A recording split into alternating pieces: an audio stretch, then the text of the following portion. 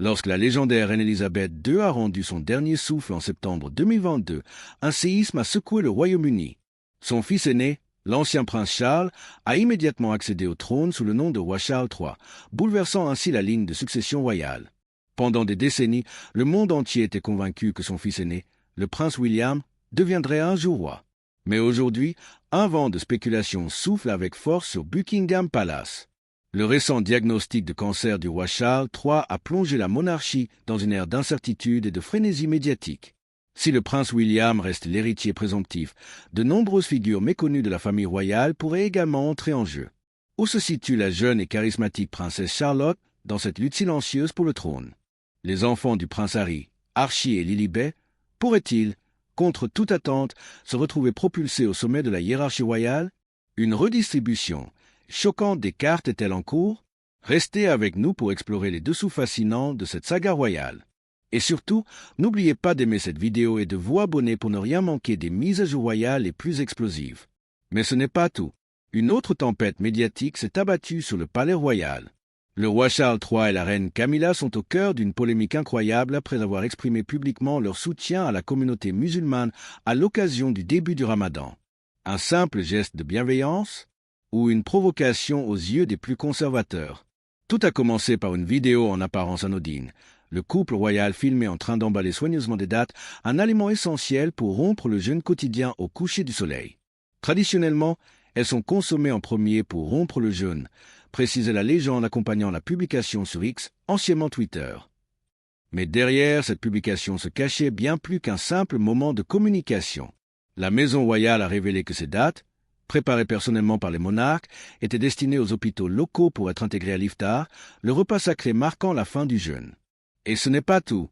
Ce même jour, le roi et la reine ont engagé des discussions profondes et percutantes avec des figures influentes de la communauté musulmane, dont la joueuse de rugby Zeinab Alema et l'écrivaine Ajra Memon. Puis, dans un geste chargé de symbolisme, ils ont partagé un moment avec le chef syrien Imad Al-Arnab dans son restaurant emblématique Imades Syrian Kitchen. Enfin, cerise sur le gâteau, la Maison royale a publié une déclaration officielle adressant ses meilleurs vœux à tous ceux qui observent le Ramadan, non seulement au Royaume-Uni, mais aussi à travers le Commonwealth et le monde entier. Une déclaration qui a provoqué une véritable déflagration sur les réseaux sociaux. Les réactions ont été immédiates et explosives. Les internautes se sont déchaînés, les critiques pleuvant de toutes parts. Pour moi, tout s'est terminé quand la reine est morte. Elle était une véritable force pour le bien de notre nation. S'est insurgé un utilisateur. D'autres ont crié au scandale, affirmant que le christianisme doit rester le seul centre des célébrations religieuses en Grande-Bretagne. Certains sont même allés jusqu'à prédire un avenir dystopique. Bientôt, il sera le calife du califat du Royaume-Uni, avec l'abbaye de Westminster transformée en mosquée. Cette controverse démontre une fois de plus à quel point la question religieuse reste ultra sensible dans un pays où l'Église anglicane est une institution historique profondément enracinée. Mais une chose est certaine, le roi Charles III n'a pas fini de faire parler de lui. Alors que Buckingham Palace est secoué par l'incertitude, une révélation fracassante pourrait bien redéfinir l'avenir de la monarchie britannique. Le prince William, héritier du trône, aurait tendu une main inattendue à son frère éloigné, le prince Harry, avec une annonce qui pourrait bouleverser leurs relations et le destin même de la couronne.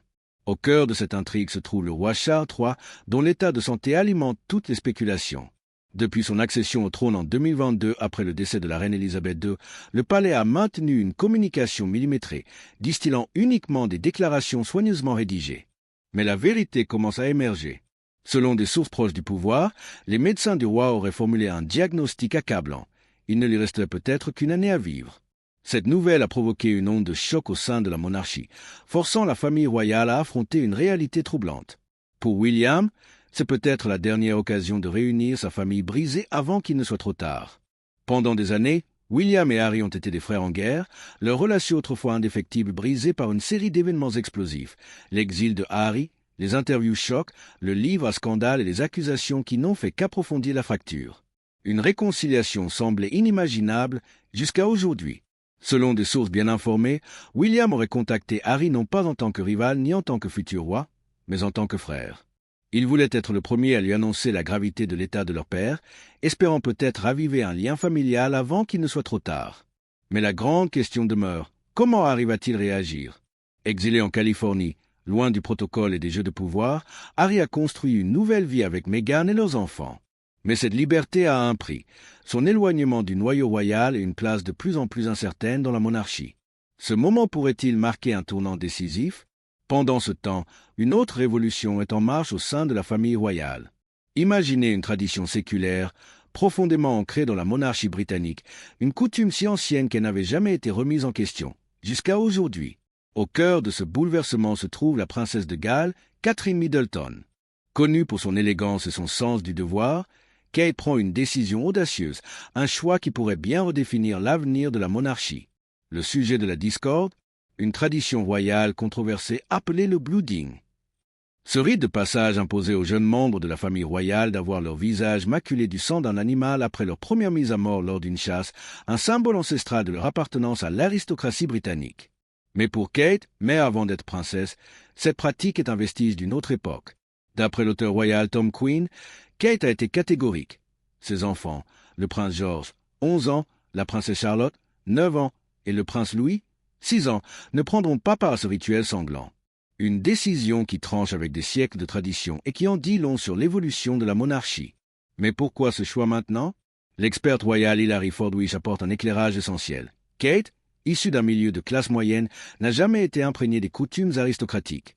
Contrairement aux générations précédentes, elle a grandi dans un foyer chaleureux où l'enfance n'était pas rythmée par les chasses et les protocoles rigides. Et elle n'est pas seule. Le roi Charles III et le prince William, deux figures clés de la royauté, soutiennent pleinement cette décision.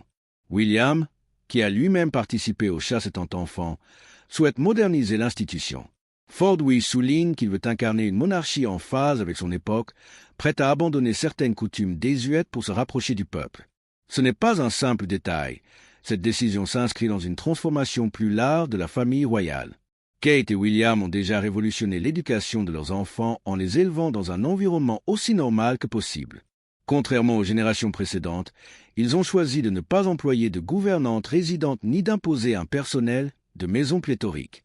Au lieu de cela, ils privilégient une éducation structurée, avec des responsabilités et un quotidien qui se rapproche de celui des familles modernes. Et ce n'est pas tout. L'influence de Kate au sein de la monarchie ne cesse de grandir. Le roi Charles lui a récemment accordé l'honneur de délivrer des mandats royaux, un privilège rare qui témoigne de la confiance absolue qu'il place en elle.